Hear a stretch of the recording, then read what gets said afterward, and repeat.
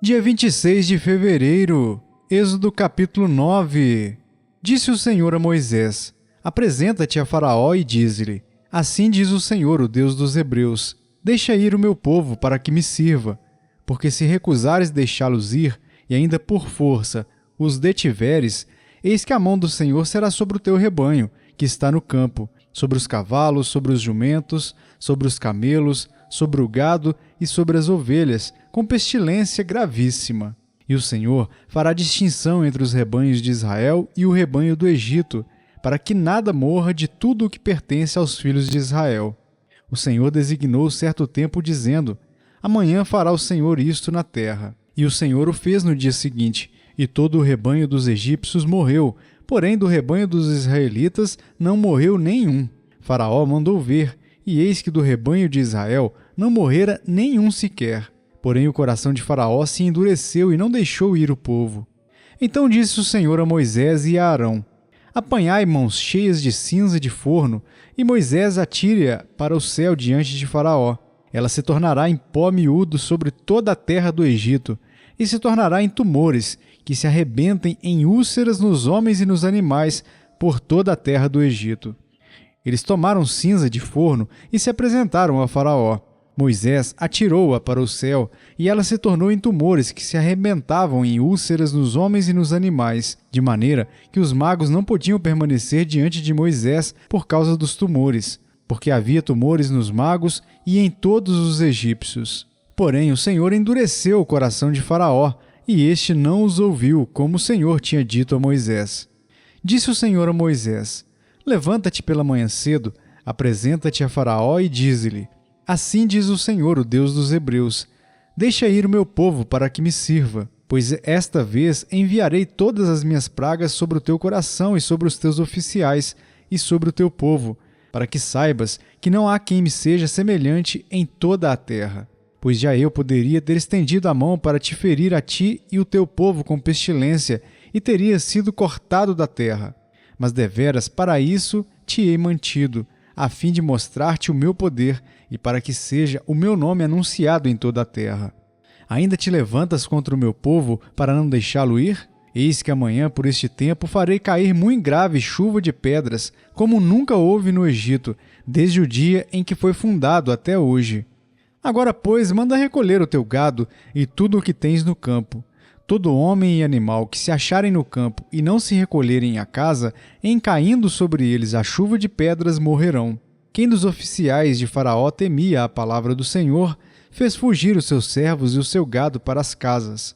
Aquele, porém, que não se importava com a palavra do Senhor, deixou ficar no campo os seus servos e o seu gado.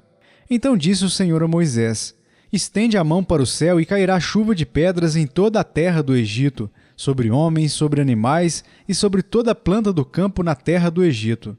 E Moisés estendeu o seu bordão para o céu. O Senhor deu trovões e chuva de pedras, e fogo desceu sobre a terra. E fez o Senhor cair chuva de pedras sobre a terra do Egito, de maneira que havia chuva de pedras e fogo misturado com a chuva de pedras tão grave, qual nunca houve em toda a terra do Egito, desde que veio a ser uma nação. Por toda a terra do Egito, a chuva de pedras feriu tudo quanto havia no campo, tanto homens como animais. Feriu também a chuva de pedras toda a planta do campo e quebrou todas as árvores do campo. Somente na terra de Gósen, onde estavam os filhos de Israel, não havia chuva de pedras. Então Faraó mandou chamar a Moisés e a Arão e lhes disse: Esta vez pequei. O Senhor é justo, porém eu e o meu povo somos ímpios. Orai ao Senhor, pois já bastam esses grandes trovões e a chuva de pedras. Eu vos deixarei ir, e não ficareis mais aqui. Respondeu-lhe Moisés: Em saindo eu da cidade, estenderei as mãos ao Senhor. Os trovões cessarão, e já não haverá chuva de pedras, para que saibas que a terra é do Senhor. Quanto a ti, porém, e aos teus oficiais, eu sei que ainda não temeis ao Senhor Deus. O linho e a cevada foram feridos, pois a cevada já estava na espiga e o linho em flor. Porém o trigo e o centeio não sofreram dano, porque ainda não haviam nascido. Saiu, pois, Moisés da presença de Faraó e da cidade, e estendeu as mãos ao Senhor. Cessaram os trovões e a chuva de pedras, e não caiu mais chuva sobre a terra. Tendo visto Faraó que cessaram as chuvas, as pedras e os trovões, tornou a pecar e endureceu o coração, ele e os seus oficiais. E assim Faraó, de coração endurecido, não deixou ir os filhos de Israel, como o Senhor tinha dito a Moisés. Lucas capítulo 12.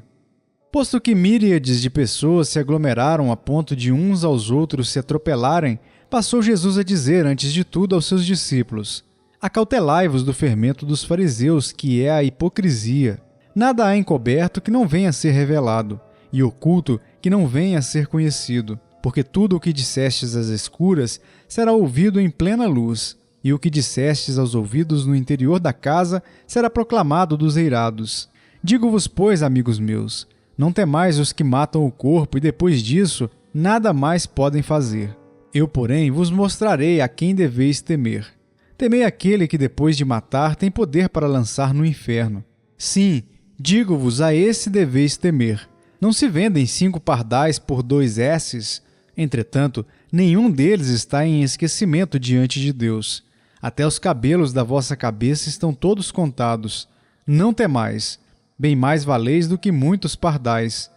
Digo-vos ainda, todo aquele que proferir uma palavra contra o Filho do Homem, isso lhe será perdoado, mas para o que blasfemar contra o Espírito Santo não haverá perdão. Quando vos levarem às sinagogas e perante os governadores e as autoridades, não vos preocupeis quanto ao modo por que respondereis, nem quanto às coisas que tiverdes de falar, porque o Espírito Santo vos ensinará naquela mesma hora as coisas que deveis dizer. Nesse ponto, um homem que estava no meio da multidão lhe falou: Mestre, ordena a meu irmão que reparta comigo a herança. Mas Jesus lhe respondeu: Homem, quem me constituiu juiz ou partidor entre vós? Então lhes recomendou: Tende cuidado e guardai-vos de toda e qualquer avareza, porque a vida de um homem não consiste na abundância dos bens que ele possui. E lhes proferiu ainda uma parábola, dizendo: O campo de um homem rico produziu com abundância, e arrazoava consigo mesmo, dizendo: Que farei, pois não tenho onde recolher os meus frutos? E disse: Farei isto, destruirei os meus celeiros, reconstruí-los-ei maiores, e aí recolherei todo o meu produto e todos os meus bens. Então direi à minha alma: Tens em depósito muitos bens para muitos anos. Descansa, come, bebe e regala-te. Mas Deus lhe disse: Louco, esta noite te pedirão a tua alma. E o que tens preparado, para quem será? Assim é o que entesoura para si mesmo e não é rico para com Deus. A seguir dirigiu-se Jesus a seus discípulos, dizendo: Por isso eu vos advirto, não andeis ansiosos pela vossa vida quanto ao que haveis de comer, nem pelo vosso corpo quanto ao que haveis de vestir, porque a vida é mais do que o alimento, e o corpo mais do que as vestes. Observai os corvos, os quais não semeiam nem ceifam, não têm despensa, nem celeiros. Todavia, Deus os sustenta. Quanto mais valeis do que as aves? Qual de vós, por ansioso que esteja, pode acrescentar um côvado ao curso da sua vida? Se, portanto, nada podeis fazer quanto às coisas mínimas, por que andais ansiosos pelas outras? Observai os lírios. Eles não fiam nem tecem. Eu, contudo, vos afirmo que nem Salomão, em toda a sua glória, se vestiu como qualquer deles. Ora, se Deus veste assim a erva que hoje está no campo e amanhã é lançada no forno, quanto mais tratando-se de vós, homens de pequena fé. Não andeis, pois, a indagar o que haveis de comer ou beber, e não vos entregueis a inquietações, porque os gentios de todo o mundo é que procuram estas coisas. Mas vosso Pai sabe que necessitais delas. Buscai antes de tudo o seu reino, e estas coisas vos serão acrescentadas. Não temais, ó pequenino rebanho, porque vosso Pai se agradou em dar-vos o seu reino. Vendei os vossos bens e dai esmola. Fazei para vós outros bolsas que não desgastem, tesouro inextinguível nos céus, onde não chega o ladrão nem a traça consome, porque onde está o vosso tesouro, aí estará também o vosso coração. Cingido esteja o vosso corpo, e acesas as vossas candeias. Sede vós semelhantes a homens que esperam pelo seu Senhor ao voltar ele das festas de casamento, para que quando vier e bater a porta, logo lhe a abram. Bem-aventurados aqueles servos a quem o Senhor, quando vier, os encontre vigilantes. Em verdade vos afirmo que ele há de cingir-se, dar-lhes lugar à mesa, e aproximando-se, o servirá. Quer ele venha na segunda vigília, quer na terceira. Bem-aventurados serão eles, se assim os achar. Sabei, porém, isto: se o pai de família soubesse a que hora havia de vir o ladrão, vigiaria e não deixaria arrombar a sua casa. Ficai também vós apercebidos, porque a hora em que não cuidais, o Filho do Homem virá.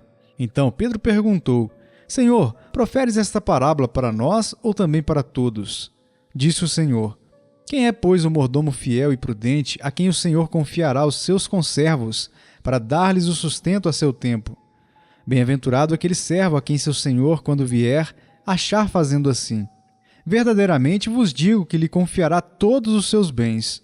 Mas se aquele servo disser consigo mesmo: Meu senhor tarda em vir, e passar a espancar os criados e as criadas, a comer, a beber e a embriagar-se, virá o senhor daquele servo em dia em que não o espera e em hora que não sabe, e castigá-lo-á, lançando-lhe a sorte com os infiéis. Aquele servo, porém, que conheceu a vontade de seu senhor e não se aprontou, nem fez segundo a sua vontade, será punido com muitos açoites. Aquele, porém, que não soube a vontade do seu senhor e fez coisas dignas de reprovação, levará poucos açoites. Mas aquele a quem muito foi dado, muito lhe será exigido. E aquele a quem muito se confia, muito mais lhe pedirão. Eu vim para lançar fogo sobre a terra, e bem quisera que já estivesse a arder. Tenho, porém, um batismo com o qual hei de ser batizado, e quanto me angustio até que o mesmo se realize. Supondes que vim para dar paz à terra?